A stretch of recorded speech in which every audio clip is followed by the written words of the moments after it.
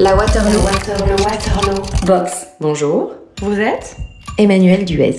Moi, je suis la Waterloo Box. Napoléon, la défaite de Waterloo, ça vous évoque quoi ?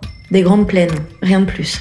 Je vais vous demander d'y voir un peu plus que ça, parce que vous êtes dans la Waterloo Box, et dedans, il y a un échec. Mais dans cette boîte, on estime que l'échec, c'est l'indispensable premier pas vers le succès. Alors, en fait, c'est un échec qui est hyper classique chez les entrepreneurs. L'échec de l'association. Alors, je vais vous faire remonter le temps jusqu'à une date, celle de cet échec. C'est parti.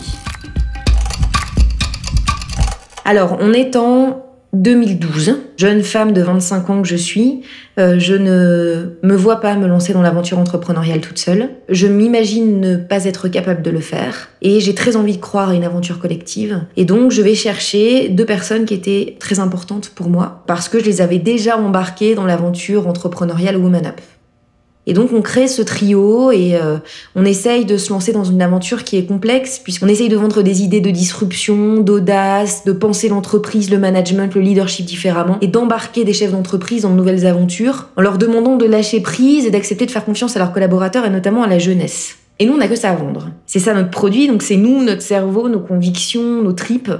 Et qu'est-ce qui va coincer, alors ? De manière spontanée, les rôles s'étaient organisés dans l'entreprise, avec moi en porte-parole, mes 2 autres associés, à qui j'avais donné 33% des parts, chose qu'il ne faut jamais faire, mais bon, c'est comme ça qu'on apprend. Elles avaient eu de plus en plus de mal à trouver leur place, et c'est là que ça a été le début de mon échec, qui a été un échec collectif en fait. Je pense qu'elles ont très mal vécu le fait que dans le trio, il y ait un porte-parole. Moi, j'ai très mal vécu le fait qu'elles ne le comprennent pas. Et puis surtout, là où j'ai commis une grosse erreur, c'est que j'ai pas voulu le voir. Vous niez le problème. J'ai fait l'autruche. Et je me suis dit, je vais attendre que ça passe. Et je vais ramener du business. Et je vais continuer à m'éclater.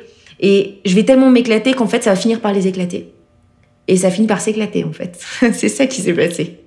Il est temps maintenant de revenir en 2016. Aujourd'hui, quel regard vous portez sur cet échec ? Qu'est-ce que ça vous a appris ? J'ai appris que j'étais quelqu'un de fragile émotionnellement et que du coup cette aventure elle avait failli me casser en 1000 morceaux. J'ai vraiment laissé beaucoup de plumes parce que ce sont des idéaux qui se sont morcelés.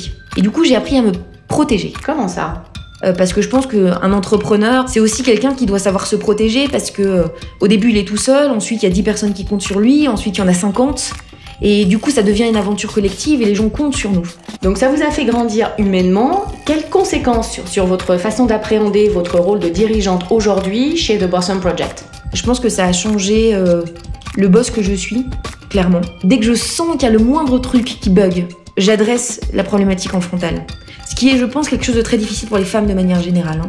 C'est dès qu'on sent qu'il y a un truc qui crispe, qui frustre, notamment sur les problématiques d'ego qui sont fondamentales dans les aventures entrepreneuriales, savoir le dire en 2 minutes et de manière très saine, je pense que c'est essentiel, c'est ça que j'ai appris. Et je pense que je ferai plus du tout du business de la même manière et je ferai plus du tout du business avec les mêmes personnes. Avant de vous laisser repartir, comme j'aime bien les confidences, dites-moi juste une chose, c'est quoi la leçon à retenir de cet échec ? C'est non pas de m'entourer dans une bulle et de casser cette empathie et ce lien que je créais et qui me tuait en fait quand c'était pas avec les bonnes personnes.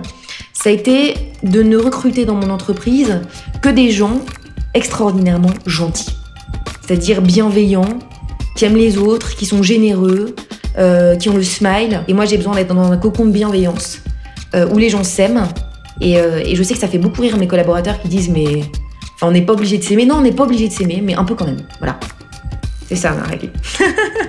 Merci, je vous laisse, vous et votre règle, repartir vers votre prochaine Austerlitz. Conception et réalisation par Larry Setso pour les Napoléons.